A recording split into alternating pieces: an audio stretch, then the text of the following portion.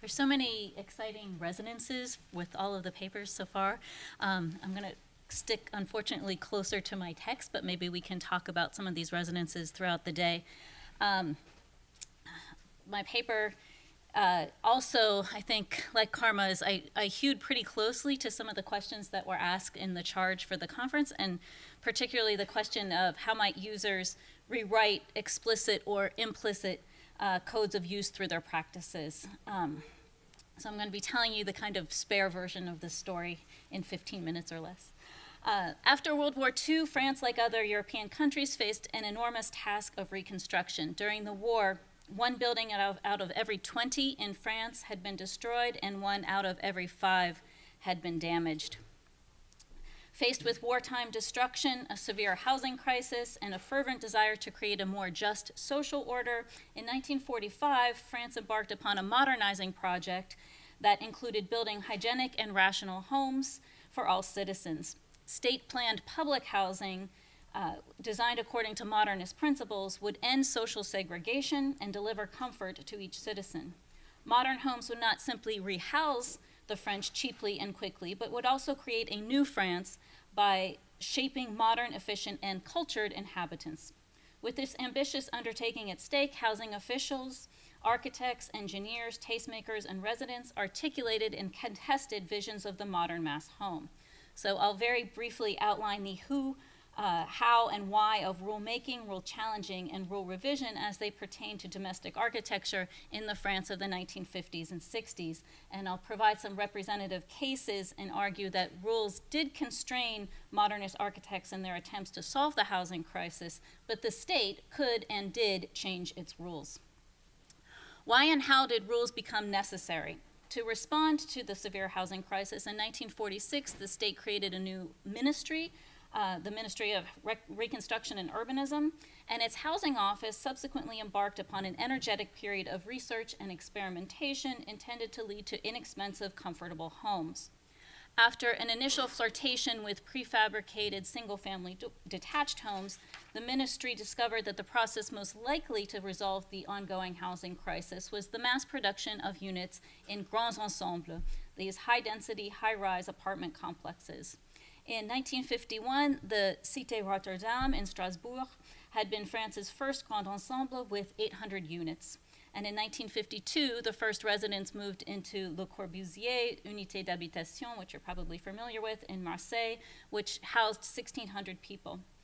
In 1953, to further speed construction, the Housing Ministry sponsored a limited series of model plans designed for a type of housing called LOGECO. Stood for Logement Économique or economic housing.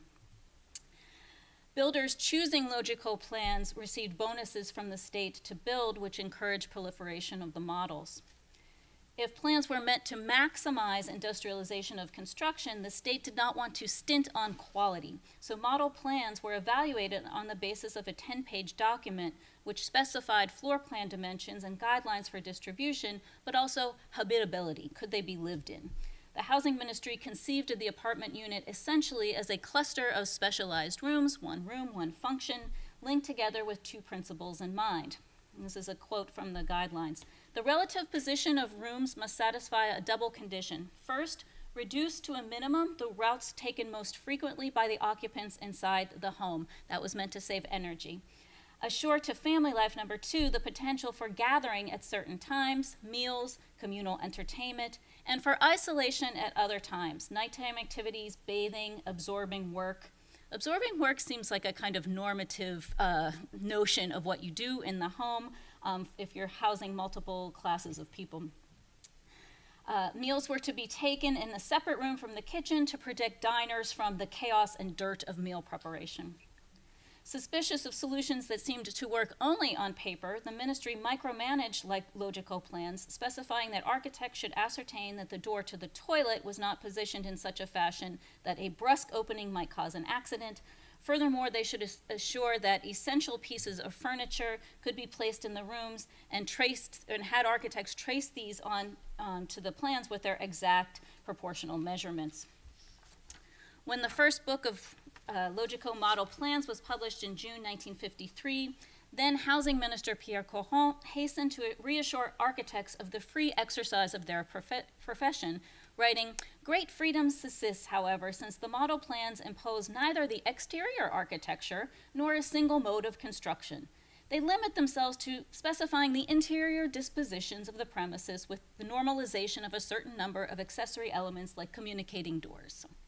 Yet 2 years later, in October 1955, the Housing Ministry dealt a further blow to the liberal profession of architecture by issuing a decree called the National Construction Regulations, completed in November and December by the unwieldy titled Handbook of Minimum Technical and Functional Instructions. In the interest of further simplifying the planning and construction of public housing, these regulations fixed everything from the thermal requirements to minimal electrical requirements to the ceiling heights of 2.5 meters. The instructions regarding room size and layout most constrained architectural innovation. Master bedrooms had to be at least 9 square meters. The toilet could neither open off of the kitchen nor lie off of any of the main rooms, including the living room, dining room area. Between LOGECO model plans, the National Construction Regulations, the Technical Instructions Handbook, it seemed that the Housing Ministry had largely resolved the fundamental questions of the modern mass home and was not interested in further experimentation. When the architect-engineer Jean Prouvé did try to come up with an imaginative solution to the housing crisis, his efforts were not rewarded. In response to public calls to resolve the housing shortage more quickly, Prouvé had designed the Better Days house, which could be erected in a mere 4 days. Calculated to fall within the state's surface area requirements and costing about $40,000 in today's money, the house met the guidelines of the LOGECO program and could be adapted also for large apartment complexes. Its design eliminated hallways completely and used a free plan around a central core, itself a prefabricated element containing the kitchen, toilet, and bathing apparatuses. Le Corbusier called this, quote, "the most beautiful home I know, the most perfect means of habitation, the most perfect built object," unquote. However, only 3 prototypes of this house were produced. The Housing Ministry's technical services refused to approve the house as a model plan due to the central position of the kitchen and sanitary elements. The 1955 National Construction Regulations prohibited such a disposition.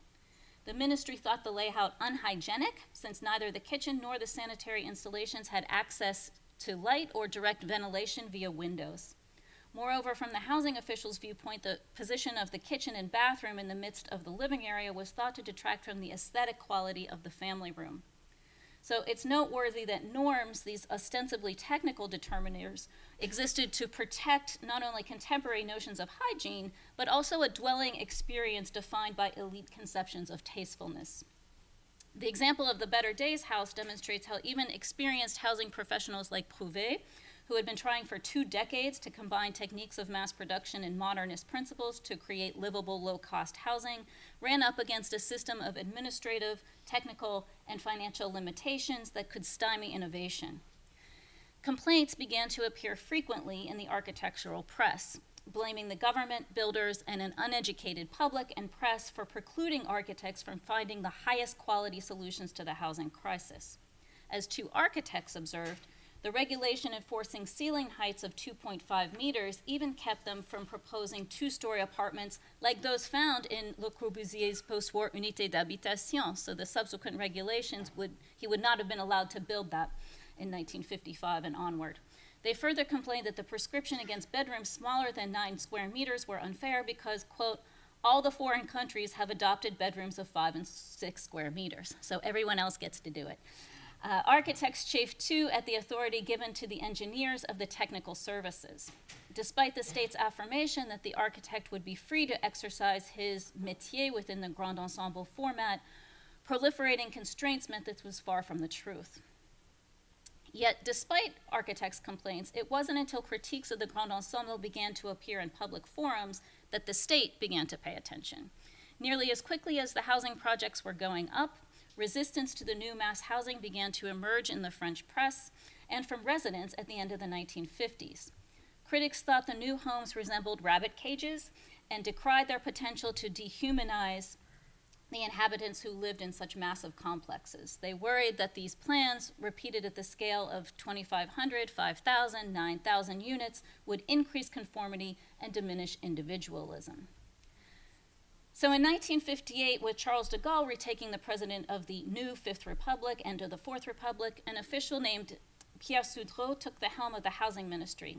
Sudreau launched several initiatives to improve the everyday lives of Grand Ensemble occupants and established commissions to study their problems. Moreover, he invited women to participate in these commissions, asking an activist named Jean Picard to spearhead an effort to canvass women on their experiences in the new social housing units. By and large, Picard reported that families were thrilled with their new homes, but did share certain griefs. To wit, the state's determination of maximum surface area were insufficient, cramped quarters endangered family life by forcing overcrowding. For example, functional design had set aside the living room, dining room area for daytime family interactions, but many had to make this space into a bedroom as their families grew. Another source of dissatisfaction was kitchen size. Families wanted to take their meals there, but to do so, they had to squeeze themselves into tiny lab kitchens. State regulations had mandated these in the interest of reducing the housewife's expenditure of energy by reducing the amount of steps she had to take during meal preparation, service, and cleanup. And a lack of hallways and storage also bothered women. So upon hearing Picard's report, Sudreau, the minister, tapped the house architect to join with her to design a new mass home plan that would please women better. A model apartment would be constructed for the annual home exhibition, and visitors would be polled on their reactions to the model. Hence, this was known as the referendum apartment. Her team increased the overall inhabitable surface area of the apartment by approximately 12 square meters, exceeding the existing maximum norm of 70 square meters.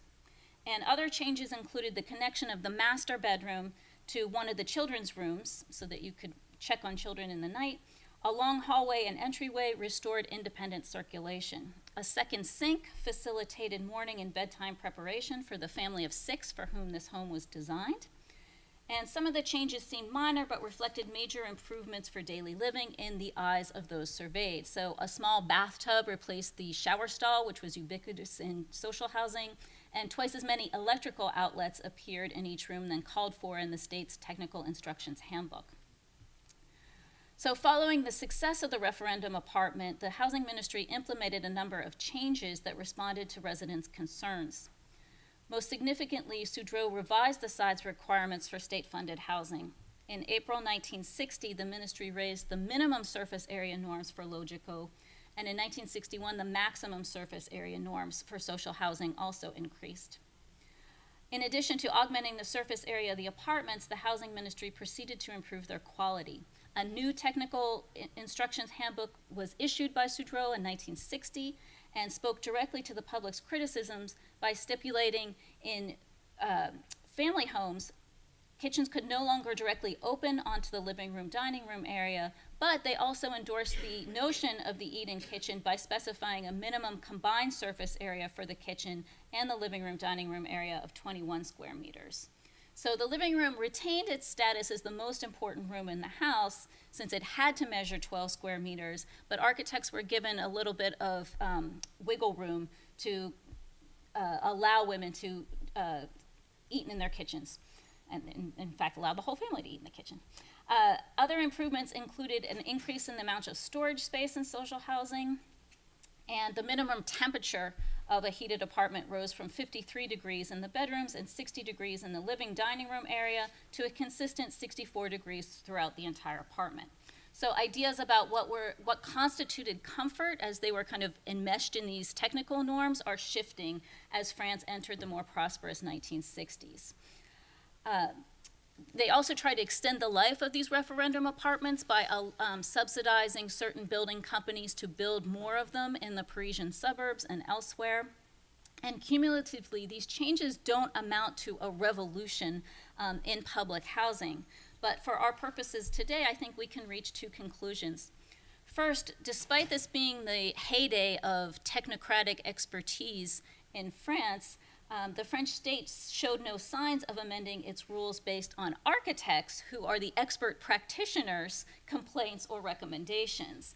So the modernists, to insert this in the kind of larger debate, the modernists who have been blamed for poor architecture were right about the constraints that they faced. The blame for formulaic architecture should lie at the state's feet. However, and this finding has been subsequently echoed by studies like Kenny Cooper's in the Social Project, the state was ultimately so committed to the solution of the high-rise, high-density grand ensemble, but also committed to a certain kind of democratic project of raising the standard of living, that coming around to a democratic pragmatism meant a loosening of rules based on inhabitant feedback. And this allowed, in France at least, the figure of the user to emerge as an actor in design.